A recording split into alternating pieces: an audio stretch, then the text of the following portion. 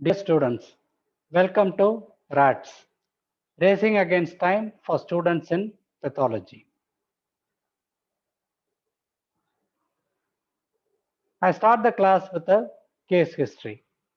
A 45-year-old obese male with irregular treatment on hypertension developed a stabbing chest pain, which was radiating to his left shoulder.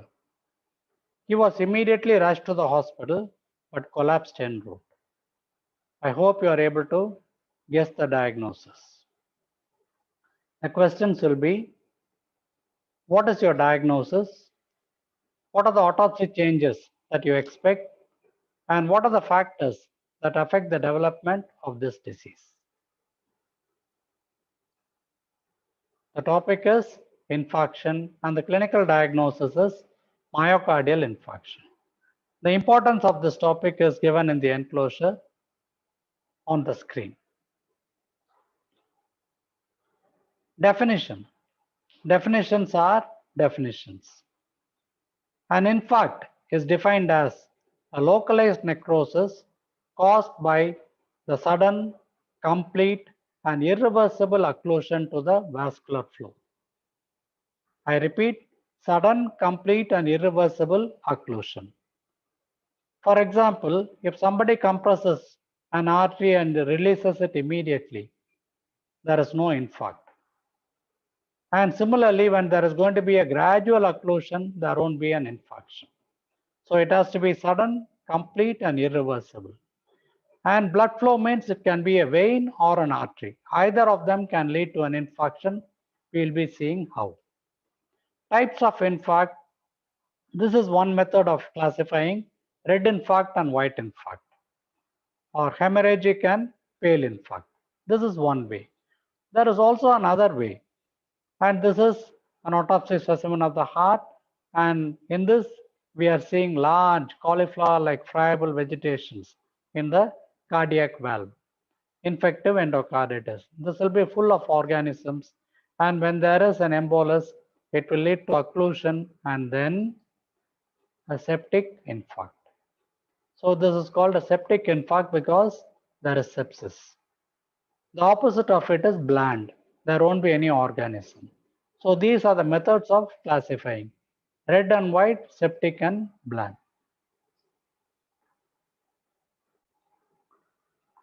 Now, what are the factors that affect the development of an infarct? All patients do not develop an infarction in the same cause. It depends on the oxygen carrying capacity of blood. For example, if the etiology is going to be identical, a patient who is going to be severely anemic will develop an infarct much more than a well-built individual. Pattern of vasculature. This I shall be showing in the subsequent slides. So also the rate of occlusion. When the rate of occlusion is rapid, definitely there will be an infarction. When it is gradual, there can be some way out of it. Nature of the tissue. You would have read in your first chapter that there are some tissues which are extremely vulnerable to lack of oxygen, such as brain, heart, whereas the muscle, etc., are more resistant. Comorbidities. If the patient was to have hypertension, diabetes, etc., then there is a greater vulnerability to infarction. Age. Similarly, an old age person for the same etiology will succumb more easily. So these are important. Again, I repeat, the oxygen carrying capacity of blood, anemic patients more rapidly prone for infarction. Pattern of vasculature, this will be explained. Rate of occlusion, rapid occlusion, greater the chance of infarct. Nature of tissue, such as the brain or the heart, can be prone for infarction. Comorbidities, such as hypertension, diabetes, etc., can predispose. Age, old age again paves way for an infarct. The pattern of vasculature, this is what we saw in the last slide. Before I go into the structure as such, we people should remember that there is something called a dual circulation. A systemic circulation and a pulmonary circulation, it can be there in the lung. Similarly, there can be a systemic circulation and a portal circulation in the liver. So there is a dual circulation. Dual blood supply. There are some parts of the body such as the forearm which have got a double arterial supply. Sometimes there can be a single artery, but there will be rich interarterial anastomosis. The intestine, the mesentery is a typical example of this. And last, we have got a single artery. We call it an end artery. And the kidney is a classical example for it. So the pattern of vasculature we people should be remembering.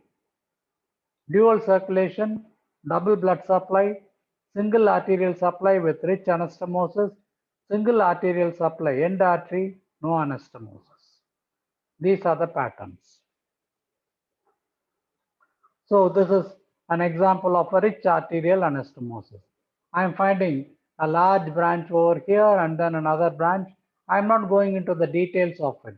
But then when I go along the borders of the intestine, I find that the multiple branches, whatever be the source, are being connected to each other. So when there is going to be a block in any one particular region, still there will not be an infarction in this because there is a way out by means of the branches. So there is a rich interarterial anastomosis. But then there can be some areas. Look at this particular picture. There is an arterial supply which goes thus far. And there is another one which goes to this region. Whereas this particular region called as Griffith's point does not have any supply and is more prone for an infarction. And these are all the occlusions which are being shown. Rich interarterial anastomosis, remember the mesenteric blood vessels, the superior, the inferior mesenteric arteries. Rate of occlusion, this again is important. This is a normal blood vessel, maybe the aorta and its branches also. Just a schematic picture. And this patient is having an atheromatous plaque. A plaque is something that is gradually developing over months or years. And so what happens is, as the occlusion becomes more and more, the body knows that it is not adequate, and so there are branches which get developed. And finally, these branches, they circumvent the obstruction and the blood supply is more or less retained. This is called a collateral circulation. So even in the event of a complete occlusion, no infarction occurs. Rate of occlusion. On the contrary, if there is going to be an embolus which is going and obstructing a blood vessel, it will be sudden and infarction is certain. Rate of occlusion is important.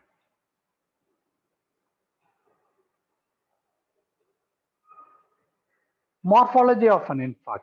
There are basically two types of infarct, as I told you, the white infarct or the pale infarct. This usually occurs in any arterial occlusion. I'll be showing you the differences between the red infarct and the white infarct. But let us see the morphology in this. This is a specimen of the kidney in which there has been an infarction. Very clearly it demarcates itself. I find that there is a pale area which is more or less triangular or wedge shaped. It is pale. Look at this one. Obviously, this region is darker when compared to this. And there will be a congestion along the border because whenever there is an infarction, there is a reaction, more capillaries, maybe some inflammation also in the border that leads to congestion. Also, if you observe carefully, the subcapsular region is not infarcted. That is because there are capsular blood vessels from which the oxygen can permeate into the region. Therefore, the subcapsular region is usually spared. So remember this wedge-shaped infarct, which is pale in color, very well demarcated, congestion of the margins, and subcapsular region is spared. And there is another one called the geographic infarct. We shall see what it is. So these are the differences between the red infarct and the white infarct. This is a specimen of the lung and see the difference classically. You find that this is more irregular, even though it is well demarcated. it is darker in color. That is why we call it a red infarct or a hemorrhagic infarct. So there is another infarct over here. Whereas this one is, it is well demarcated. This is also probably an infarct and they are of different ages. Very well demarcated and pale. But here it is dark, irregular. Also, you find that sometimes the tissue will be bulging above the surrounding parenchyma. This is a geographic infarct I had been mentioning. So I find that this is an area of infarct, another area of infarct, and this also is an area of infarct. And they all join together. This is almost a map-like area that I am seeing, a map-like area. So these are multiple areas of pale infarct. They are all coalesce together. Coalesce means join together to form larger irregular areas and hence the term geographic infarct. Why do we get geographic infarcts? It can be because of recurrent occlusion. And recurrent occlusion can be because of sickle cell anemia. Sickle cell anemia is one condition where the RBCs will get converted to sickle shape and block the smaller blood vessels and capillaries. So patient develops a repeated infarct. Emboli. Emboli, sometimes they can be multiple. So repeatedly they will come and block the region and it is called as showers of emboli. In either of these conditions, you can get multiple infarcts leading to a geographic outline, map-like outline, and hence this term. And look at this particular infarct, you find that it is somewhat wedge shape. And why do you get this wedge shape? This is the pattern of a river. Delta is supposed to be a river bed where it has got distributaries. So you find that the water is getting distributed before it empties into the sea. And there are branches and branches. So this particular area, if you have to draw an outline, you find it will be somewhat wedge shaped. That is exactly what is happening over here. So a river, look at the branches, sometimes they can be distributaries rather. And they can be joining together also before they join the sea. And this entire area of delta is triangular. And so also an infarct is got a triangular or a wedge shaped outline. You people should be able to explain why the infarct is wedge shaped.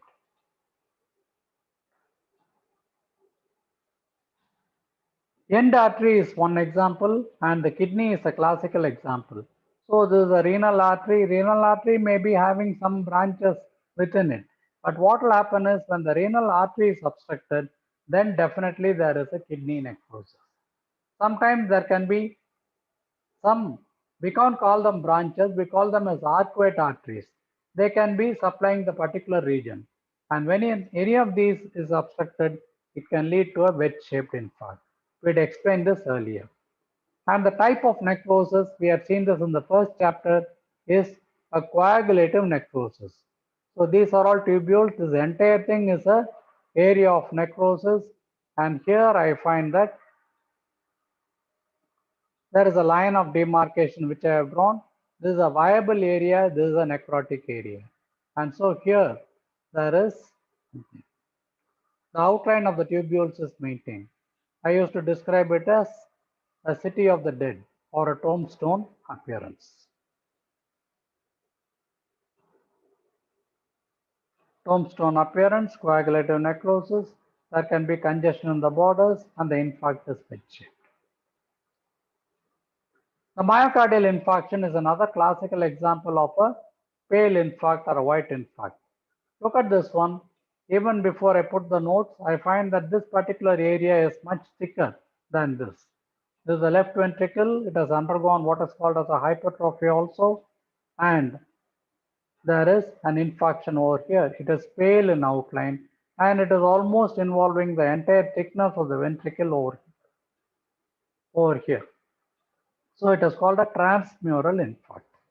What they do is sometimes when the patient dies suddenly because of a heart attack, they are not able to identify. So they apply a substance called as TTC, triphenyl tetrasodium chloride. When they apply it, you find that the viable area takes up a red color, whereas the infarcted area remains pale. So this happens, this is useful when you want to identify a very early infarct. Changes will not be there. This can be identified by this method. So the infarct is transmural involving the entire thickness. It is pale. Application of TTC. There is a hypertrophy. Hypertrophy is increased in the thickness. You can go to game and see that also. And this obviously is the brain, and then there is an area of infarct which I am seeing as hemorrhagic, and there are areas of cystic degeneration. It is more common in what we call the watershed areas. What is a watershed area? We shall be seeing. So the type of necrosis here is a liquefactive necrosis. Usually we get a coagulative necrosis. It is liquefactive because of powerful enzymes being released, and it undergoes a cystic degeneration. Though infarction is a little dangerous, this is a blessing in disguise because there is no fibrosis from the surrounding tissue. When there is no fibrosis, the surrounding parenchyma is not being pulled, and therefore damage is restricted to this particular region, and these areas are unaffected. Imagine what will happen if there is a fibrosis. All the areas will be showing some kind of effect in the body. So this is one. This is what I explained as a watershed area. This is a cerebral artery over here. There is an anterior cerebral, middle cerebral artery. And as there are branches and branches, at a particular point you find that this area will not get the blood supply from either this artery or this artery. This is called the watershed area. Similarly, you find that there is a posterior cerebral artery and a middle cerebral artery, and there will be a junction between the two where there will be no blood supply. These are called as watershed areas. See this one, it matches exactly this. So it is derived from the scientific photo library, and there is an area of infarction. This you people should by heart. It is a repeatedly asked question, and any of this can be asked as a question also. What is the cause?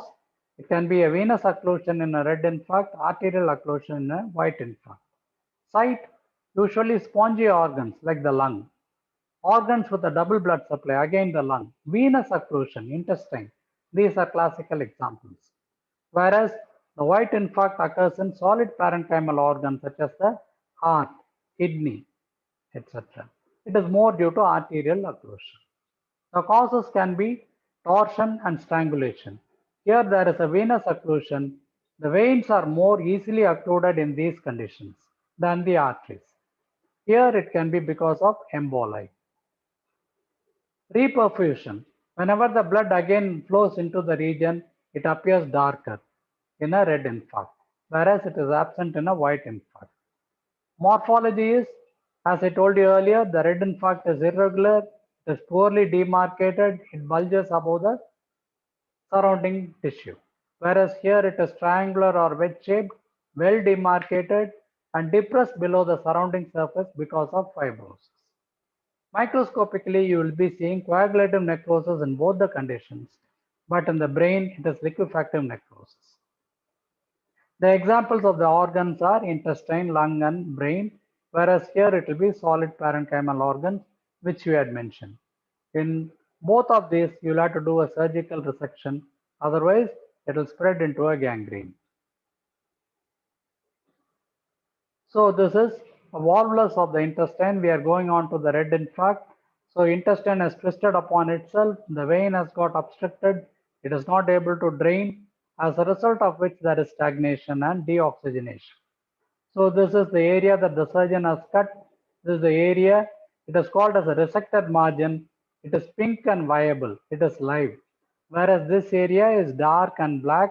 It is a gangrenous area or a necrotic area. This is an example of volvulus of the intestine. We have already seen it. You can go back to game and see. This is another example, torsion of the ovary. So this is the ovary. It has got a few ligaments in it and it has got a blood supply. There is something called as twisting of the ovary on its own ligament and blood vessel, and that is called as torsion. When there is such a torsion, you find that the blood supply will be compromised. Veins will not be able to drain the blood and this area becomes deoxygenated. It is a surgical emergency. A red infarct develops in this condition. So coming to the summary of infarct, you will have to define, you will have to mention the types, what are the patterns of blood flow or supply, what is the difference between a red infarct and a white infarct with adequate examples, factors affecting the development of an infarct, gross morphology, microscopic changes, etc. Please do study it well. It is applicable in a lot of chapters and a lot of subjects. Gracias.